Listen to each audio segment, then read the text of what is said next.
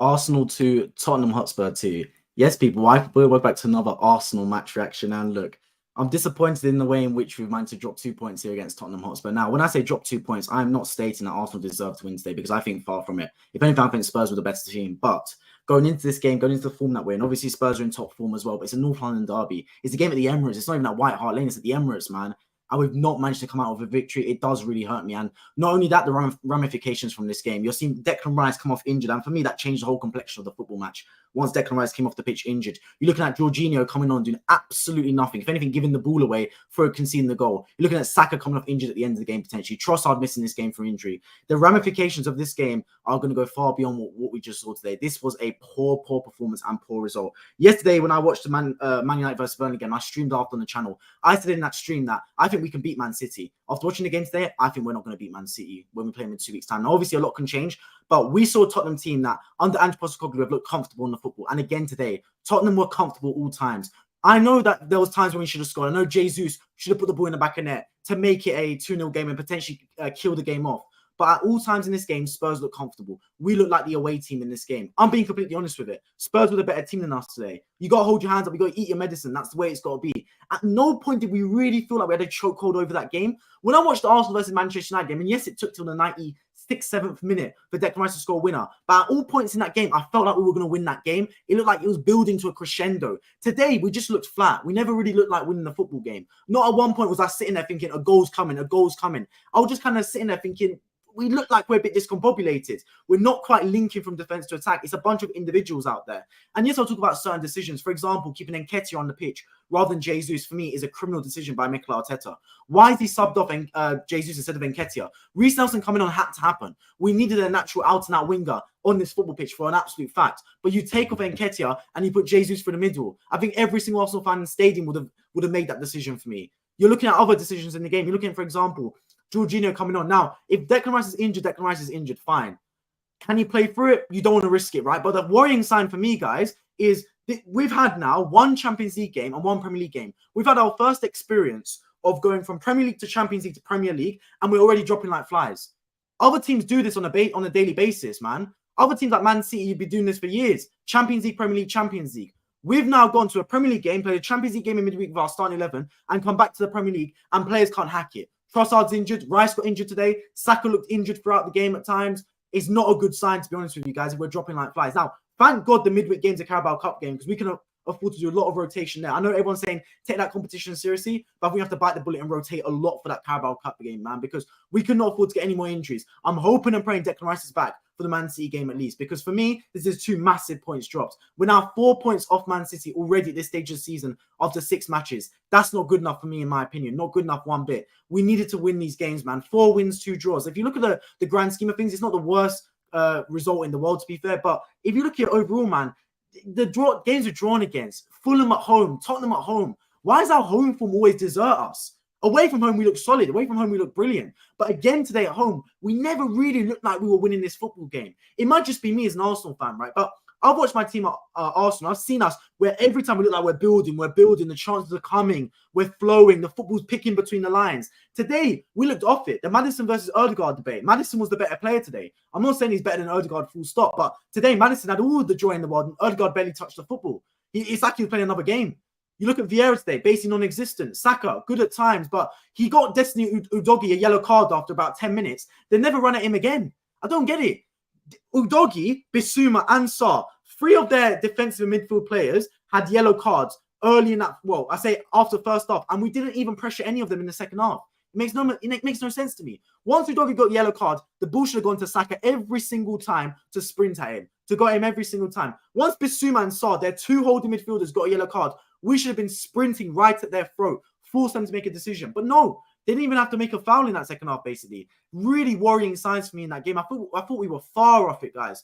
Far off it, to be honest with you, man. Really disappointing, in my opinion. And look, I'm going to sit here and say 2 points dropped. Some Spurs fans might be watching the stream thinking, how can you say 2 points dropped? Spurs were the better team. And I do agree with you. Spurs were the better team today and probably deserved the 3 points.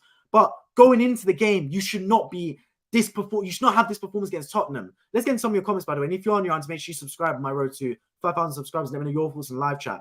E-man, appreciate you on stream. My friend, hope you're doing really well. That second half was a disgrace. I 100% agree. Now I'm fuming. Bro, 100% agree with you right there, man. 100% agree. Because look, guys, this is Tottenham Hotspur, man. We've gone into games against Tottenham Hotspur and been the clear favourites. And again today. And the last few seasons, right, we might not have beaten Tottenham in all the previous seasons, but most games we look like the better team. Today, we look discombobulated. We didn't look like we had a prayer, to be honest with you guys.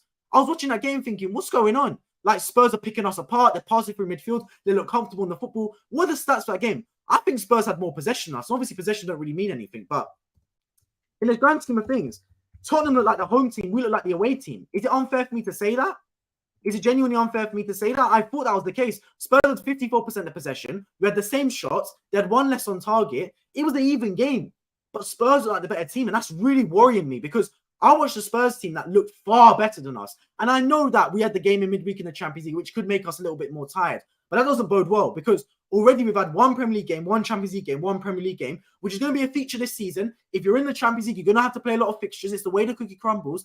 And already we're dropping like flies. Rice injured, Trossard injured, Martinelli injured. You're looking at Saka pulling up with an injury at the end of the game for Smith Rowe coming on. Because trust me, if Saka wasn't injured, Smith Rowe's not coming on for Saka. I'll tell you that for absolute fact. Saka's staying on that football pitch if he's 100% fit. So worrying signs, man. I'm telling you guys for a fact. City will like this result. I'm surprised it finished 11 against 11. Jeff, I agree with you 100%. First with the first point, City will 100% take this. City are now 4 points clear of Arsenal already. And that's a brilliant start for them. Obviously, their closest challenges right now seem to be Liverpool. And obviously, it finished 11 against 11. I'm surprised as well. I thought Nketiah had a little bit of needle in this game as well, to be fair. I thought he was... Look, I'll be honest, at certain points in this game, I thought Nketiah lost his head a little bit as well. I was very surprised he made it through that whole game. Very surprised. Hamza, appreciate your stream, my friend. We're doing well. I knew this was definitely going to be results in the game when I saw the lineups without Trossard, no Rice, no Martinelli. I'll be honest, brother. I do agree with you to an extent. But to be fair, right, we still have enough quality in our football pitch to beat Tottenham. 11v11 at the start of the game, we had enough quality to beat Tottenham. But I knew at the end of the first half, right, I turned around. I was on Twitter and everything. So by the way, you guys follow me on Twitter if you want to hear my thoughts during football matches. It's in the description of this stream right now. Feel free to check me out on Twitter. It's X now, actually. So I tweet throughout the football matches during the games. I sat there and I thought, you know what? I don't think we're going to win this game. Just the way the game was manifesting. You know, football fans can tell very early how the game's going to go. I've streamed every single game for the past 2 years at Arsenal, right? And there's games when I knew Arsenal were going to get a winner. Against Manchester United, I knew we were going to find a way to win that game. I just had a good feeling in my bones. Today against Tottenham, I never felt we were going to win that game. Never. Even when it went 2-1 up, we were celebrating in the corner like it was the 98th minute. I couldn't believe it. I was like, why is Saka going into the crowd? It's the 52nd minute and he's celebrating like he's won in the 98th. I couldn't believe it. I was sitting there thinking, there's still 40 minutes to go here. At least we added time. What are we celebrating like that for? And lo and behold, 2 minutes later, Jorginho, he gets robbed in midfield, man. NFL sack in midfield, and they go down the other end and score a goal. Deservedly so for Tottenham. So I just never felt like we had enough quality in this game. There wasn't enough occasions where we had the ball. I look at Arsenal, right? And I've said this so many times about this football club. Good things happen when Martin Odegaard touches the football. He's the metronome. He's the maestro. Not enough times was Odegaard getting on the football. The ball was not going to Odegaard. We're not doing those little spray pass across the box. Do you know what I mean? Anyone that watches Arsenal knows what I'm talking about here, where the ball gets recycled quickly. Odegaard gets the ball. He opens his body up, then swings it over to the left-hand side to Trossard/Martinelli or the right-hand side to Saka. Missing Trossard and Martinelli today was a massive killer because what it meant is Gabriel Jesus had to play out wide. And I know that people before the game, like Gary Neville, were saying, oh, Jesus is better out wide. I disagree. I think Jesus is better down the middle. You need an out-and-out winger. Whether it is Martinelli or Trossard, you need the winger out there to do his damage because they stretch the pitch. Jesus wants to come inside. And the problem is Arsenal's game plan has always been keep your wingers wide, keep the width, spread out the game, and space it out, and then allow the players like Odegaard and Vieira to have space in the middle. What happened is because Jesus wanted to drift inside all the time, right? It meant that Tottenham knew exactly what they were doing. They just had to defend the middle of the park. They allowed Saka to isolate against Destiny Udogie. They allowed Jesus to isolate against Pedro Porro. And they thought, you know what? Let's pack out the midfield. Odegaard became non-existent. Vieira basically didn't play the football game either. And we had no joy whatsoever. Today, Maddison had the better of Odegaard. I 100% agree with that. I still think Odegaard's the better player. But today, Maddison was by far had more joy in the game. It's one of those things. Are Liverpool the title challengers? Yes, 100%. I didn't watch that game today, but I'm pretty sure they won. Yes, Liverpool new title challengers. Eddie Nketiah survived 100 minutes. Brother, that is absolutely blasphemous. I agree with you 100%, bro. 100%. I was crying for Jesus to go through the middle and Reece Nelson to come on. I was crying for it. Then when I saw the Reece Nelson get stopped, I'm thinking, at long last, hallelujah, man. Then I see that the board comes up and Eddie Nketiah is staying on the football pitch. I couldn't believe it. What has this brother done to deserve staying on the pitch, man? And I hear all these people that are like, oh, Nketiah this, Nketiah that. I've never ever thought Nketiah's going to be the starting striker for Arsenal. Never in a million years. Even at the end of the game, right, the ball's getting flicked on from the corner, and Eddie Nketiah's got to be back post. He's got to sniff that out, man. His first touch is terrible. His link-up play is overrated. He's just not good enough, man. And look, you might say it's reactive and harsh, but I've thought this for a while now about Eddie Nketiah, man. Yes, he'll do all right in a few games, but you're playing an Arsenal team with Ødegaard, Saka, Martinelli, Trossard supplying you, bro. If you're not scoring at least 5-10 goals a season, I don't know what's wrong with you. Let's be real with it 100% right now, man. I thought Jesus should have gone down the middle, and I thought Reece Nelson should have come on at the left. But I'm worried now because we've now got Rice out potentially for an extended period. Trossard, hopefully he's not out too long. Saka looked like he got an injury as well. Thank God midweek is Brentford in the Carabao Cup because we can afford to sack that competition off, in my opinion. I understand Arsenal fans that every competition is one to win. I 100% appreciate that. But, bro, you're playing a midweek game. It's already injury crisis around this football club. You got to sack that game off, bro. Make your subs, whatever. I don't mind. But certain players cannot start that game. Ødegaard should not be playing in that game against Brentford, for example. God forbid he gets injured as well. We're looking very, very short in midfield, man. Very short. And that's got to worry me because you look at the City game in a couple of weeks' time, guys. Yesterday, I streamed after Burnley versus Manchester United on this channel, and I got asked about the City game. And I said in that game, I said, I think we're going to beat Man City in a couple of weeks' time. I watched the game against PSV. I watched the game against Everton, and we looked good. We looked comfortable. We looked progressive on the football. Everyone knew their jobs. That was before I realised Trossard was injured. After watching the game today, we're not beating Man City. I'll tell you that for a fact. If it's anything like this performance. Tottenham had so much time on the football, and they were picking us apart with their passes. We were passing around. I think they were pinging it about, man. I couldn't believe it. If we're allowing Tottenham to do that, imagine Man City. If we're allowing Tottenham to ping the ball like that, imagine Man City, bro. They'd blow us apart. Crazy, man. Liverpool don't have the defense to be real title threat, but they're looking more confident than Arsenal right now. I'll tell you that for a fact. After man, I appreciate you joining the stream as always. Big hero in his best. BBC. Appreciate you joining the stream, my friend. It was a shocking game. I agree with you 100%, Malian, man. Absolutely shocking game. I'm genuinely knackered watching this team. I predicted all 4 games saying got the Chelsea Liverpool scores correct. I also got the Brighton result correct, but not the score 3-1. I don't know the what's it called? The Chelsea results. I don't know any of the other results. I know Liverpool one. To be honest, I don't really care. I care about Arsenal right now, man. This game pissed me off. Hopefully Rice isn't injured. Brother, Amalia, sorry, it does not look good, sister, man. It does not look good because I'll tell you one thing, man. Declan Rice, for him to get subbed off at halftime, it's a big one. I'll tell you that for a fact because Arteta would not have wanted to sub off Declan Rice unless it was serious. Trust me. Because if it was a little injury, bro, he would not have subbed Declan Rice off. We've seen Arteta play Bukayo Saka through injury. Saka was playing through injury this game. I'm convinced of it, bro. He was jogging through half of this football match. So if Declan Rice come off injured, it doesn't look good. I'll tell you that for a fact. I'm just hoping he's back for next week in the Premier League, man. He can miss the Carabao Cup game, fine, but I just hope he's back for the Premier League. As for Arsenal, Tottenham, I was 1 goal off getting the score. I went 3-2 Arsenal. I went 3-2 Arsenal as well, man. That's my prediction. But we never looked like finding a winner. Is it just me? Let me know in the live chat if you agree, guys. But I just never felt like we were going to find a winner in this game. Never. I just never sat there and thought, you know what? Yeah, we're going to get a winner here. It just always looked a little bit. We didn't look on form. We looked a little bit off tune, off beat. We never looked like our free-flowing self. It felt like this was a disjointed Arsenal performance. Maybe it's just me thinking that, but genuinely, I just did not feel like we were going to win this game. Goodbye to the title. Sean, appreciate you on the stream, my friend, by the way. Hope you're doing well. Goodbye to the title, Lord Guardiola, the new Sir Alex, the god of this current Prem era. I mean, bro, I'll be real with you right now, man. Man City once again got a heap of luck in this fixture list, to be fair, because they would have looked at this game. I think everyone knows Tottenham are a good team, but I think everyone was expecting, look, Tottenham are a very good team. They come to the Emirates, they get set back down to reality. But Tottenham came to the Emirates and they played fantastically well. And yes, losing Rice was a helping hand to them, 100%. But Tottenham were well worth their points today, well worth it, 100%. I love Ødegaard, but say he was abysmal, 100% agree with you there, 100%. I don't see anyone stopping Man City. Look, I agree with you, man. And look, maybe they can only beat themselves. Maybe the Rodri injury might hurt them, but I'm looking at the game now against Man City. And if we lose against Man City in a couple of weeks' time, the title might be over because we go 7 points behind them if we lose them. Even if we beat them, we're only 1 point behind them, which even then we're not ahead of them despite beating them. So things are not looking good around Arsenal Football Club right now. But we didn't lose, man. At least that's the only benefit.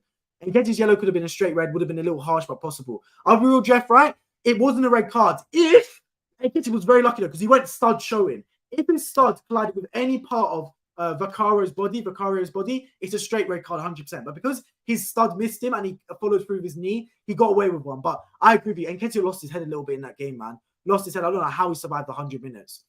Poch is not the problem. It's the prick named Toboli's Top will get relegated. You're not getting relegated, man. Don't worry about it. First 10 minutes was good. After that, we collapsed. I'll be real with you, Male. Even first 10 minutes, I don't think we were that good. From the minute one, bro, of watching this game, I sat there and thought, this is dodgy, you know. it's very dodgy because this is the thing, right? I was watching with my family, right? And they were sitting there thinking, oh, it's all right, it's right. Gary Neville in commentary was like, oh, Tottenham aren't really going forward. But the thing that worried me about this game, and it was a similar game against Manchester United, Tottenham, despite the fact they weren't really going forward, they were looking very comfortable in the football. And that worries me because we should be stressing teams out as soon as we pressure. So many times we play at the Emirates, right? And they get pressured, so they kick the ball out. But Tottenham looked comfortable. They were popping the ball between midfield. They weren't really doing anything in the first 20 minutes. They weren't really going forward at all. But they looked very comfortable in the football. And that did worry me because you don't want to let your team be comfortable in the football. You don't let your opposition look comfortable in the ball because when they look comfortable, it gives them confidence. And confidence is a powerful drug. Trust me, guys. Confidence is a powerful, powerful drug. And Tottenham today went to the Emirates with confidence. And they exemplified that. Massive big up to Ange Postecoglou for that because he's done absolutely fantastic in this game. He instilled confidence in his team to play from minute one because I've seen a Conte and Mourinho team come to Tottenham and Nuno Espirito Santo and sit back from minute one and play negative football, fossil football. They came to the Emirates and they came with confidence and they were rewarded in the fact they got at least a point today and probably deserve 3. So you got to give them a heap of confidence for that. I thought, to be fair, the only period in the game we were good is when we scored for the next 5 minutes, we were very good. Very good. But then they started to venture forward. They played a little bit of clip balls over the top to Kulusevski in behind Zinchenko. And we started to fall apart a little bit towards the end of the first half. And a goal was coming and a fantastic finish by Son. A big part of that game, though, you guys know what I'm going to talk about, man. Massive part of that game is Gabriel Jesus' miss. What was he thinking, man? What was he thinking? He robs Maddison. And I'm thinking, I've only played to rob. It's James Maddison, who I would have thought would be guaranteed to have ball retention. He robs him. Why is he not running forward further? He took a shot straight away. You could have run forward into the box. Secondly, why is he skying it, bro? Low and hard, man. Low and hard. And that's the difference, guys. That's the difference. Because I hate to bring up the comparison, but if Haaland's there, the game is 2-0 and it's game over. Because I genuinely believe, guys, that 2-0 is finished. No matter how good Tottenham play at 2-0, the game's over, man. Because confidence is gone. We've got our tails up. There's still 15 minutes to go in the first half for us to find another goal. It would have been game over. But we completely fell apart, man. Super Septile, appreciate your stream, my friend. Hope you're doing well. I think it's your first time actually around here. So if you are new, hope you do. I hope you're enjoying. I hope you subscribe as well. As a neutral, enjoyed the game. I wonder who you support, my friend. Please do let me know. But yeah, for neutrals would have been a fantastic game. 100% agree. North London Derby's been one of the best games, man. One of the best games, definitely in the Premier League. I don't think it's the best derby in the Premier League. As an Arsenal fan, I'm saying that. I think Liverpool Man United is a bigger derby. If you count it as a derby, obviously it's a rivalry more than a derby actually. So yeah, I guess Arsenal Tottenham is then if you're talking in that sense. Now, you won't get relegated, I agree. It's not the manager, but on borrowed time. Brian, I appreciate your stream, my friend. Nketiah is not that guy. We have no transition from defense from midfield. Agree. Rice can't do that. The players seem not to trust him. And rightly so because he's bad on the ball. He's a defender. Are you talking about Declan Rice right here? Look, brother, I'll be real with you, Brian, right now, yeah? I trust Declan Rice in transition 100%. I trust in transition. I agree the first point, Nketiah should not be that guy. I agree with you 100% there. The problem today was, right, we missed the winger. That was the real problem today. And I highlighted it earlier in the stream, but I'll highlight it again, right? We missed the winger because when Jesus was on the pitch, and I understand why he did it because he didn't have the balls to play Reece Nelson from the start. Jesus is not a winger. He's a striker. So when you play him at left wing, his first instinct is, let me go inside to pair up with Nketiah. The problem is, right, not only is having a winger important because they're fast, they're pacey, etc. It's important because they hold the width. When Martinelli plays football, even when Trossard starts, he holds the width. They stay wide. Because then what that means is when they stay wide is, right, that allows more space in the middle of the park because Pedro Porro is dragged out wide. The centre-backs are split, Van der Ven and Christian Romero, and it gives space in the middle for Nketiah to operate alongside Ødegaard and Vieira and, of course, Rice breaking through midfield. When Jesus came inside, Tottenham were thinking, oh, this is perfect. We're marking about 5 players in the space of about 50 metres. That was perfect for them. They don't want a stretched game. When you're attacking, space the football pitch. It's absolutely basics. I'm not a professional footballer, but I played enough football growing up to know that you space the pitch when you're attacking. When you're defending, you defend narrow. When you're attacking, you attack wide. It's the tenets of football. And with Jesus on the pitch on the left-hand side, he was drifting in too much. That it meant that Tottenham were just defending that middle area. Sarr and Bissouma, they didn't have to run too far. They weren't exactly being dragged left and right. They were defending Ødegaard. They were defending the middle of the pitch. And look, I have 100% faith in Rice. I've seen the game against United. I've seen the game against Everton where he can hold down in midfield. But for Rice to hold down in midfield, you need space out wide because that gives him the space in the middle to operate. It was too clustered in that midfield. Ødegaard became non-existent. That was our biggest problem. So I agree with you, the Nketiah point. For me, if I was Arteta, right, I would have done this. And I know it's hindsight's 50-50, but I would have played the same team, but Jesus through the middle and Reece Nelson out wide. That's what I would have done personally, man. That's what I would have done. Let me know if you agree in the live chat. I would have done that. Yes, you might say it's good. Hindsight 2020 is a bold play, but I would have done that because I understand the importance of wingers. The system we played throughout the last 2-3 seasons with Arteta is play wingers. There's not been one game this for the past 2 years I can remember at Arteta, not even in cup games, where he's played a striker at winger. I've never seen it. He's always played the wingers, not because they're the best players, the wingers, not because Martinelli and Saka are the best in their position, but because they hold the width. That's the reason for it. You don't see Gakpo play left wing for Liverpool. You don't see players like Haaland play left wing for Man City, do you? You see the wingers be wingers. Doku's the winger. It's Foden 1 week. He'll keep his width at least. It's Jack Grealish, etc. They keep their width. With Arsenal, right, we've always had wingers that keep their width, but not today. I don't get it, man. What's the point of giving Nelson a contract if you can't trust him in these type of scenarios? Bro, I agree with you. I trust Nelson 100%. That's not Arteta cool because I trust Nelson 100%, man. I really do think that Nelson's a top player, bro. I think every time he's coming to the team, he's not disappointed us once. He comes up with big moments. I would have started him, man. Give him the faith. Only hope I have is that 12 players are injured. So basically the B team at this point, our football is really good but can't score. That's always been Chelsea's ball game, man. Always. Couldn't score in a Bravo. Toothless Tigers, 100%. Villa on a bad side, so I wasn't that surprised. I don't care about the Carabao Cup. Look, I want to win every trophy out there, to be honest with you. But I understand that the situation you're in. You understand the cards that are on the table right now. You have to look at the chessboard. Look at the best possible move. Your queen's been sacrificed. Do you go and you go punch for punch? No, you understand the chess piece. You understand the position you're in, right? You sit there and you go, right, we've just played Premier League, Champions League, Premier League. We've had our first taste of playing 3 important fixtures in a row. Rice is injured. Trossard's injured. Saka looks like he came off injured. Oh, we've already got Timber out. We've already got Partey out. We've already got Trossard, Martinelli out. It's not looking good, bruv. It's not looking good, to be honest. So I would look at that Brentford game in the Carabao Cup and go, you know what? We can't afford to put another big injury. Don't sack off the Carabao Cup, but you don't play Odegaard for me because you can't risk it. You don't play players like Jesus in that game for me. For the Carabao Cup game, I'll be previewing the Carabao Cup game on this channel regardless, so make sure you stay tuned for that. But for that game, guys, I'll be completely honest with you right now, man. We can't be playing these big players in that game. Absolutely not, in my opinion, man. No way. Havertz was absolutely crap. I agree, man. Terrible again. But look, you asked him to come on and you asked him to change game. And there's a lot of people on Twitter, right, that big up Havertz or big day for Havertz today to score his first goal. The brother's going 007. And this is the thing that epitomizes Havertz, right, guys? And you're lying if you disagree with me right now. When the ball dropped to him, right, it was in like the 88th, 89th minute. The ball dropped to him. He chested it down and he like half volleyed it. Be honest with me right now, guys. Did any Arsenal fan think he was scoring there? Be honest with me, because I didn't.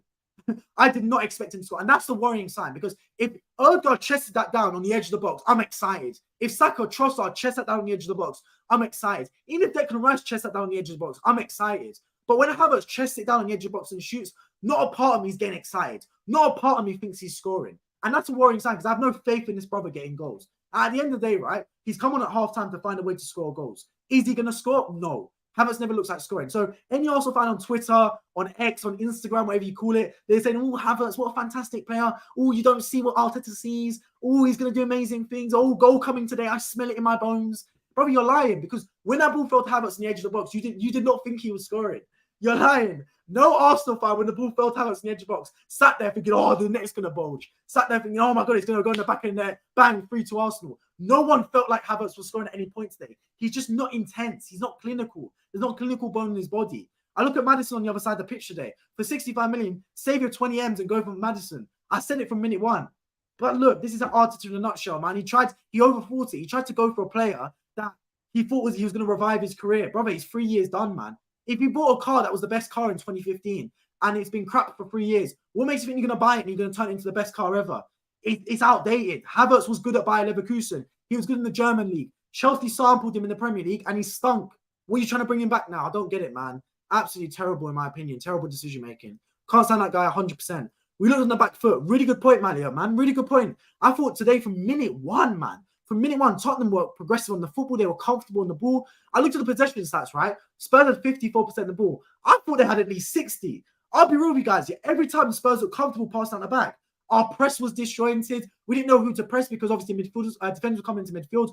Their double pivot was Sam Bissouma. We didn't know who to really go up against. It was a struggle from minute one for us. I can't lie to you guys. Nothing looked right.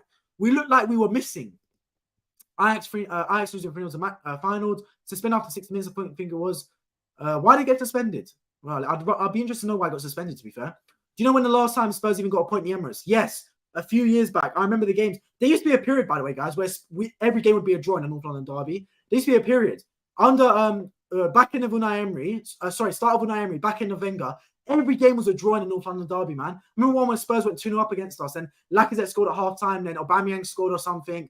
We used to always be a 2-2 draw at the Emirates. Always, man. But in recent seasons, we seem to be doing well. But it's one of those things, man. Today we couldn't find a winner, which is sad because going into all North London derbies, this looked like the most one-sided North London derby. Obviously, Spurs' form looked good, but if you looked at the team sheet, right, Spurs were missing Harry Kane. He always scores for them in North London derbies, and Son turned up.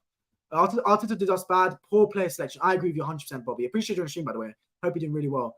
Do you think that was a pen, Dennis? Yes, I do 100% thought it was a pen, man. I'm surprised Gary Neville even debated it. I'm surprised Gary Neville even debated it. That was a stonewall penalty, in my opinion.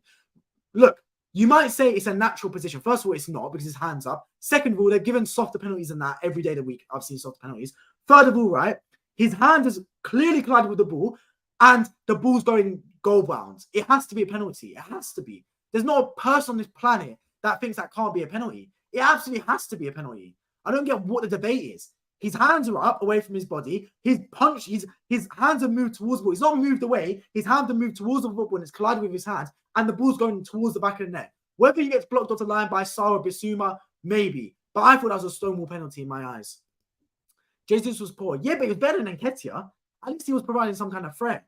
I just don't get the Arteta's thinking. He took too long to sub on Reece Nelson. When he subbed him on, he took off the player that should have stayed on the pitch. I'm confused, man. You can always tell when we're about to concede, even if the opposition haven't done much, especially at home. Brother, you know what? Yeah, that's actually a fantastic point. Bro, you actually hit the nail on the head there. I could sense the Tottenham goal coming. You're so right. Because in that first half, right, I thought we were going to find a way to find a second goal. When we went 1-0 up, we looked really good. We were like, okay, cool, we're cooking. We looked confident. Spurs looked a little bit shell-shocked. Gabriel Jesus had the chance of all chances, man. Had the glorious opportunity where he robbed Maddison, should have put it in the back of net. But then as soon as Spurs started to find that ball in behind Zinchenko to Kulusevski, in behind to Brennan Johnson, the warning signs were there. They had a really good chance where Raya made save of the season in my eyes. What a fantastic save from David Raya. But the signs were there. And I sat there and I said, you know what, Spurs are scoring before half-time. I just had a funny feeling Spurs were going to score. And lo and behold, they did, man. They found a way to put the ball in the back of net. And it was a fantastic finish. And look, it was poor from Saka, in my opinion. Poor from Gabriel as well. I don't know what he was thinking. Ben White didn't engage the man, Maddison either. He started staying at the back. I don't get it, to be honest.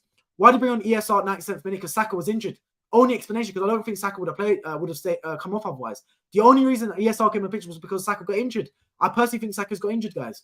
Laka, appreciate your stream, my friend. Hope you're doing well. I'm happy you all Arsenal fans, you know what is Angeball. Brother, you've not been on this channel before, clearly, my friend, because I bigged up Angeball. Anyone that's been here before knows I've been bigging up Angeball this whole season. I'm an Arsenal fan, I know, but I stream after a lot of Premier League games, and I've been bigging up Angeball. So I appreciate this is probably your first time on the channel, but you've not heard me before because I've been bigging up Angeball from minute one, man. Trust me, I understand Tottenham are a dangerous team. Look, I still appreciate we should have won this game from minute one. I understand after watching the game, a lot of Spurs fans, and myself included, will probably say a draw was a fair result. Or if anything, Tottenham probably deserved to win this game. I do agree 100%. But before the game started, I thought Arsenal should be winning this game against Tottenham, especially at home, especially given we're meant to be title challengers. But I've been watching enough of Tottenham to know they're a good football team, man. They're confident on possession. Their defenders slot into midfield. It's a solid football team. Trust me, guys. Very solid team. But we should have done enough to win the game, man, in my opinion. Mikel's definitely starting to look vulnerable, yeah. And it just didn't look great today, man. I'll be real. Didn't look great. Celtic versus Rangers is the best derby in British football. Agree. In England, I think Villa versus Birmingham is a good one. That's a very underrated one as well. But because they're not in the same league anymore, it goes a little bit pear-shaped, man, between Villa and Birmingham. But every time I do play, it is a very good game. Like, calm down, mate. You didn't win. It was a draw. But to be fair, I think you have to agree, Mario, that they were well worth their money today, Tottenham, man. I'm so surprised they subbed off Son and Maddison. So surprised because it got to minute 75 and I was sitting there thinking, you know what? If there's ever going to be a time that Tottenham win at the Emirates, it will be today. If there's ever going to be a time, it will be today because Spurs were well worth the 3 points. They should have kept their ball winners on the pitch, man. If they kept Maddison and Son, who knows what could have happened? Who knows? 4 points behind City already. Yep. We must beat them at the Emirates or it's over. Yeah. If we draw against City, it's still looking like a long day. But if we lose against City, yeah, I think title's looking basically over, man. Ride did okay, but I was backward overhead slap across that kept the ball in play, led directly to Spurs' first goal. Yes. Should have slapped it out for a corner when not knowing what's behind him. I'll be real. I think David Raya had a bad game today. Very bad game. The save, superb. Unbelievable to save. But his distribution today was shocking. Shocking. I'm a massive David Raya fan, but David Raya's distribution today was shocking, man. Every time he just passed the ball out of play. What was David Raya's pass completion? I'm going to do, those of you that don't know, I do tactical analysis show with my friend Rami from the Stats Optic. after every single game. I'm going to ask him to find out what David Raya's distribution was for this game, because he's got like programs that can calculate all that stuff. I thought it was shocking today, David Raya's distribution, man. Really bad. I look at him now, I'm thinking, what's the brother doing? Is there a way I can find out David Raya's, what's it called? No, I can't even find out, man. But his distribution was absolutely terrible today, man. Absolutely terrible. I look at him, I'm thinking, what's he doing? He's kicking the ball out of play. He's waiting too long for the football. I felt like the second goal, he should have done more. He went to ground too quickly. I thought he had a terrible game, David Raya. Apart from the save. The save was good, though. Can't see Arsenal beating Man City, agree. Maybe get a draw, but it's a must-win now. It is a must-win. That's the problem, right? Because what's happened again is, right, if we lose the game against Bournemouth, I'll be distraught. Because both games last season, we came into the Man City game knowing we basically needed to win. We'd lost our 2 previous games or drawn our 2 previous games, and we go into the Man City game thinking, right, we need to find a way to win the game. You don't want to go into Man City needing to win, because that makes you it makes Man City an even more dangerous side, and it makes you vulnerable because you're prone to counterattacks.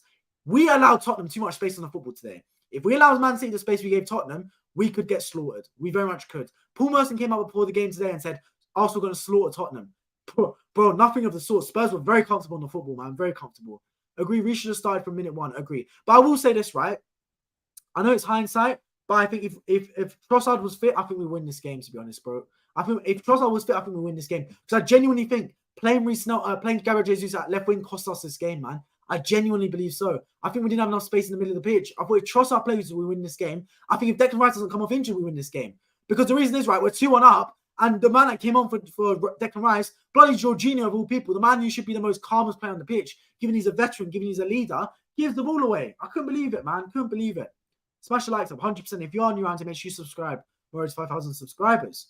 You don't see Man City can see goals at the second one. 100% not, man. If Man City can see the goal, yeah, it's a fluke goal they conceded. Against Forest, man, they had 10 men. They were under the cosh, but they just never looked like conceding. They were solid throughout the whole game. Recent game changer. I agree, man. Chelsea's a mental prison. We need to play our B team. Against Brentford, I agree. Really predicted. Appreciate you on the stream, my friend. Hope you're doing really well. Can't lie, I don't like Eddie's style of play. Me neither, man. Me neither, 100%, man. I don't think he's good enough for Arsenal, to be fair. Suarez, Oneni, yeah. I don't know what they're still doing at the football club, to be honest. Here's then just speaking facts. They were actually Partey disrespecting the timeline, lol. Yeah, I'll be real with you right now, man. I would have preferred Partey to Jorginho. I'll take that for an absolute fact. And we need Partey back sooner rather than later because, look, Declan Rice is injured now. I don't know how long for. We need Partey back because if Declan Rice is injured, Partey needs to come back into this football team. And the problem now is, guys, this is a problem. We don't have a box-to-box player. I've clowned Manchester United, but we do not have a box-to-box player at this football club now. The reason we struggled a lot in this game is because we did not have a box-to-box outlet. When Spurs were playing that double pivot in midfield with Sarr and Bissouma, transition the ball from defence to midfield with Bissouma, who did we have in that team to transition the ball? No one. There was a disjointed performance from defence to attack. There was no sort of fluidity from defence to attack one bit, man. And it cost us big time, man. Absolutely cost us. Ajax threw Fles into the pitch. Oh, well, there we go. Best derbies are in the same city. I agree. More like recently, not like derby. It wasn't that Arsenal team, bro. It was just a home team tends to play well. Yeah, I agree. And look, Spurs got their own back today. Obviously, we did the double against them last season in the Premier League, home and away. Today, Spurs played very well, man. Very well. So I got to give them my utmost credit. Arsenal Adventure, I appreciate your stream, my friend. We're doing really, really well. Eddie was horrendous. I agree, man. I 100% agree with that one. He was nowhere near the level. It's nowhere near, guys. Nowhere near, as Arteta was said. Yeah, I thought he was well off. I don't know how he survived 100 minutes on the football pitch. We're going to struggle until Partey comes back, I can tell you that. Well, thank God our next game against Bournemouth. And no disrespect to Bournemouth, but they're not exactly a top football team. Let's be real with it. So we should be beating Bournemouth next weekend. But the problem is, then you got Man City. And I was celebrating yesterday when I saw Rodri come off injured. When I saw the way we beat PSV, I was thinking, you know what? We could beat Man City at the Emirates. Now we're going into that game. We're 4 points behind them at least. It could be more on next weekend. We've got Rice potentially out for the game. Partey potentially out for the game. Martinelli and Trossard potentially out for the game. And who knows what's up with Saka now because he looked injured coming off the pitch. We could struggle big time, man. We're going to struggle with the injuries we've had, 100%. And this is a problem now because now we've got this whole run of Premier League, Champions League, Premier League. It's the first time we've tasted this in the football club for 6 years. Normally with Europa League, I understand it's Europe, right? But it's Europa League. You rotate because the quality of teams are not at the same level as Champions League teams. Because we played our top team against PSV now, what's happened is, right, players have played for the first time in a long time 3 games in a row and 3 games of intensity in a row. And what that means is now injuries are starting to pile up. And that is a problem because you look at the injury list right now, and it's not just players getting injured, it's top players getting injured. Timber missing basically the whole season. Trossard out. Martinelli out.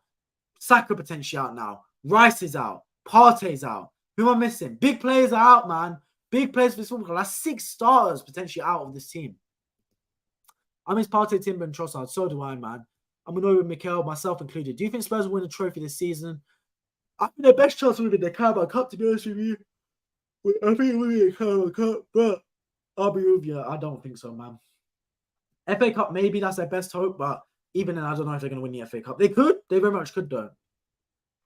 If Mikel doesn't win anything this season, it's adios. Harsh, but potentially true, I can't lie. Ramsdale's a better goalkeeper. Nah, Raya's a better goalkeeper than Ramsdale, 100%. And I'm happy that Raya started this game. I would not have. I'm going to sit and say I would have started Ramsdale, but Raya does need to pattern up because that distribution today was horrible, in my opinion, man. Horrible. As for my now customary random question that I do every stream I watch, what is the best and worst part of your uni degree? Bro, best part is the maths involved, the friends I've got in it. Worst part is the intensity. Ramsdale saves that second goal. He saved almost all, if not all, of one-on-ones last season. Look, I think Ramsdale, look, with Ramsdale, do we win this game? Maybe not. I don't know. Would he have saved that chance that Brendan Johnson had? I don't know. But one thing Ramsdale has that Raya doesn't is Ramsdale actually has some distribution, I think. Ramsdale can pass out the back when games get tough. Raya is the more composed goalkeeper. I'll give him that. But I do think today his distribution was poor at times. I thought Ramsdale would have been better today, man. I'll be real. I'm interested to see what happens. I think in the Carabao Cup, Ramsdale will start because he's not playing in a few weeks. So it'll be a bit weird if Ramsdale doesn't play that game, to be completely honest with you. But I will be honest, yeah. I do think that Raya long time is Arteta's number one. I thought that for a while now. I don't get why he's prolonging all this situation, saying, "Oh, they're still fighting for the number one." It's a game by game basis, brother. Just you're longing out the situation, man. You've made your decision. Stand by it, man. Stick to your guns, bro. Stick to your guns. I want Ramsdale in the next 2 Premier League games against Man City as well. I mean, it's a tough one. I prefer Raya personally. I think Raya's a better goalkeeper, but it's one of those. They're 2 top keepers anyway. Yes, they exploit our spaces. Agree. Any serious team ends this in the first 35 minutes, but Arsenal is not that case. Well, 100%, man. 100%, man. I agree with you 100% in this one. When it went to 1-0, right, and we had our chances, we should have killed this game off, man. We should have killed this game off. No excuses, but we completely faltered, man. Completely. Gabriel Jesus, what are you thinking, bro? If that is, what's it called? Leandro Trossard. If that is Bukayo Saka, if that's Odegaard, if that's Erling Haaland, if that's Mohamed Salah, I am confident saying the net bulges. Even with Jesus, I thought the goal was going to go in. It wasn't like it was bloody Nketiah or no, I think even Nketiah scores that. It wasn't like it was Havertz. The only player on that Arsenal pitch up front that I think would have missed that goal would have been Havertz. And if also Jesus, he skies it. First of all, I don't know why he was shooting so early. He literally could have run forward. Could have run forward and made it a 1-on-1. He turned it into a penalty spot shot when he should have run forward and made it into a 1-on-1. Don't know what he was thinking, man. Arsenal will have to come and play for us, bro. 100%, man. Jesus Christ, we're doomed. Ramsdale has more experience in the bigger games. I'll give you that one, but I just think, to be fair, that Raya's not done anything wrong up to this game. I don't know why I'm yawning. That game, I felt like I played 90 minutes myself or 100 minutes myself. I'm yawning because I played the intensity I had in that game, the adrenaline. It's like I played the whole game myself, man. All myself. Never mind all the players you listed. You would have scored that. I would have scored that, bro. I'm a striker, man. I'm a centre forward, Griezmann FC, so I would have scored that 100%, bro. What I would have done in that situation, guys, yeah, and I'm not a striker, I'm a striker, but I'm not a professional footballer, right? Is I would have taken one more step across Maddison, because if you take the ball across Maddison, right, that means Maddison's forced to either foul you and give away a penalty and potentially red cards as a one-on-one opportunity, or he lets you go and you've opened up your angle to aim at both corners. Because Vicario was not running out. Vicario was rooted to the spot. He was not going anywhere, man. And then what you do at that point is you don't hit and pray. You don't hit it like a rocket. You place it into the bottom corner. You just roll it in. Look at Son's finish for their second goal. Look at Son's finish right there. 1-on-1, the ball comes from him. He rolls it into the bottom corner. Precision, places it. He passed it. Gabriel Jesus just, his head goes, man. It's like you're telling him that he's got to smash it in top corner. It's like he's playing in a YouTube challenge and they're saying, oh, it's got to go top corner or something. I don't get it, man. I'm team with you, that, bro. True good, appreciate you on the stream, my friend. I hope you're doing really well. Yeah, 100% myself as well included, bro. I don't think we deserve to win the game in terms of the quality on the pitch, but before the match started, every Arsenal fan would have been confident to win this game. Every Arsenal fan, man, and just didn't quite materialise. Havertz a reject. Can't wait till he pisses off, bro. I agree with you 100% there, man. 100%. Leverkusen took Xhaka over him. Oh, I miss Granit Xhaka, man. That's a good point. Today, I really miss Granit Xhaka, you know. Really miss it, because as soon as I'll be real. As soon as I saw that Declan Rice came off at halftime, I was like, oh, we're missing Granit Xhaka. Because Xhaka and Jorginho actually was a good partnership last season at the end of last year. Xhaka and Jorginho were actually really good together. Because although they weren't really very mobile, they both had passion. And Xhaka would have been perfect in this game, man, as a link from defense to attack. But he was completely, obviously, he's not in the team anymore. He's gone to Leverkusen. But we really missed a Xhaka type player in the team today, man. I think in January, right, we need a striker like an Ivan Toney. I've heard reports that Ivan Toney potentially is going to be leaving Brentford this January or summer. He's put in a transfer request, which is crazy to think that Brentford have stuck by him, but the brother wants to move on. It's one of those things, I guess. I think we also need a box-to-box midfielder, a proper Xhaka type player in there. That's just my thoughts on it. I probably would have scored that chance all the ones Chelsea strikers miss, or at least most of them all the time, and I'm a goalkeeper actually. But there we go, man. Xhaka, yeah, it's a sad times, man. Xhaka, I think, would have scored that, to be honest with you. But it's one of those things, man. I'm disappointed, guys. I'll be real with you guys. I'm really disappointed with this. I thought we were going to win this game at the start, man. But it's one of those things. I guess let me look at the Premier League, other Premier League games and fixtures, results there. I wasn't really keeping up with them. So right now it's Chelsea. Sorry, what am I talking about? Right now it's Sheffield United 0-0 Newcastle to start. Right, Chelsea lost 1-0 to Aston Villa, and Gusto got sent off after 58 minutes. Well, terrible times for Chelsea. It is Liverpool 3-1 West Ham. Fair play, because it was 1-1 at one point there. So Liverpool done the business against West Ham. They remain second in the table. Nunes and Jota scoring, as well as Salah scoring a penalty. Arsenal Tottenham obviously finished 2-2. Flipping piss off with that one. And the other game today, and Brighton beat Bournemouth 3-1. So there we go, guys, man. There we go. In terms of the table, Arsenal sitting fourth. Arsenal sitting fifth. We get leapfrogged by Brighton, who are now 15 points in 6 matches. We've got 14 points. Even though Brighton have lost the game because they haven't drawn any, they're sitting above us. So, look, it's one of those things. We're 4 points behind Man City. I'll be real, guys. Yeah, it's not looking good, man. It's not looking good, bro. We've got Bournemouth next week. Hopefully that's a win, but who knows at this day and age, man? Who knows? But I'll be real with you guys right now. I think we're going to struggle, man. It's a tough one, especially with the injuries that we have. I think we're going to struggle, man. They were same here, 3-1. I said, I'm glad I don't gamble this. Yeah, man, I don't gamble either, but a lot of money would have been lost. I feel sick. I had plans after the game. Now I can't move. Let me look for the Getafe game, bro. I feel you, man. I absolutely feel you. Watch some Mason Greenwood ball, man. But yeah, bro, it's when you lose a game as an Arsenal fan, right? It does really like hurt your system, especially in North London. Obviously, it wasn't a loss, but whenever you draw at home, it feels like a loss. If you're a top team, right? Let's be real right now. People say, "Oh, we're unbeaten." If you're a top football team, if you draw at home, it's a loss. Let's be real with it. It's a loss. Anyone feels like if Man City draw at home, it's like they've lost the game. So it feels like a loss, to be completely honest. Imagine Man City become Invincibles 2.0. I bloody hope not, man. I'm just hoping and praying that this season it won't happen, because the reason is, there's a lot of top teams in this league. There's a Brighton that can beat you. There's a Brentford that can beat you on their day. A Newcastle can win. An Arsenal can win on their day. A Tottenham can win on their day. A Liverpool can win on their day. A United can win on their day. Do you get what I mean? So I don't think they'll go unbeaten, just because there's enough teams in this league that will find a way to win the game.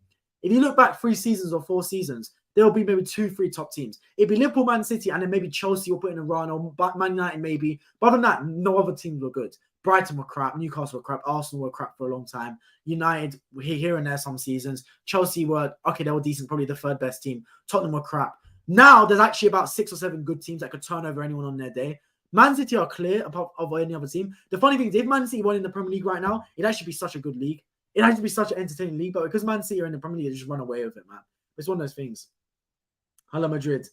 It affects your whole day, man. Yeah, it really does. But yeah, I'm gonna start to end the stream now. Maybe go for a nap or something, because I'm absolutely tired, man. I'm yawning away after this game. But I do appreciate everyone that's tuning in. If you want to tune in for the tactical analysis, that will be dropping hopefully tomorrow, if not definitely on Tuesday. So make sure you stay tuned for that. I'll be dropping a preview as well for channel members for the Brentford versus Arsenal game. I'm gonna try to do a Brentford versus Arsenal reaction, but I will be on holiday in Madrid actually, so I'm not sure if I'll be able to, but I'll definitely try. But it's one of those things, man. I'll see what happens. I'll try and get a reaction out. I've been very consistent so far, but yeah. Up on my fault. I appreciate you guys all for tuning into the stream today, and I hope to catch you all in my next one.